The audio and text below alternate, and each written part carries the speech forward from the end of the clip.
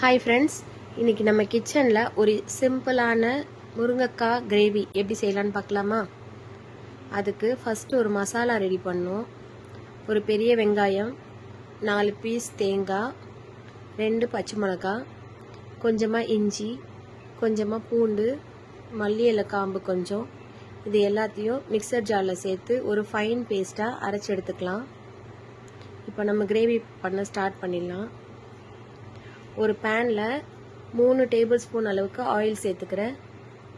கொஞ்சமாக கடுகு, சீரகம், கருவேப்பிலை போட்டு பொரிய விட்டுக்கலாம். பொரிஞ்சதுக்கப்புறம் அரைச்ச பேஸ்ட்டை சேர்த்து நல்லா கொதிக்க விடலாம். ஒரு 3-4 நிமிஷம் நல்லா கொதிக்கட்டும். இப்போது மசாலாஸ் ஆட் பண்ணிடலாம். 1/4 டீஸ்பூன் அளவுக்கு மஞ்சள் தூள், 1 டேபிள் ஸ்பூன் அளவுக்கு மிளகாய் தூள், 1 டேபிள் ஸ்பூன் அளவுக்கு மல்லித்தூள், 1/2 டீஸ்பூன் அளவுக்கு சீரகத்தூள்.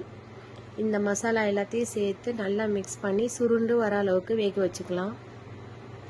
இப்போது அதில் 2 சின்ன தக்காளி, கொஞ்சமாக உப்பு சேர்த்து நல்லா தக்காளி மேஷ் ஆகிற அளவுக்கு வேக வச்சு எடுத்துக்கலாம். தக்காளி நல்லா வெந்துருச்சு. கட் பண்ண முருங்கைக்காய் தண்ணி சேர்த்து வேக வச்சுக்கலாம். 7-8 நிமிஷத்தில் நம்மளோட முருங்கைக்காய் நல்லா வெந்துருச்சு. இப்போது டேஸ்டான ஒரு முருங்கைக்காய் கிரேவி ரெடி ஆயிடுச்சு.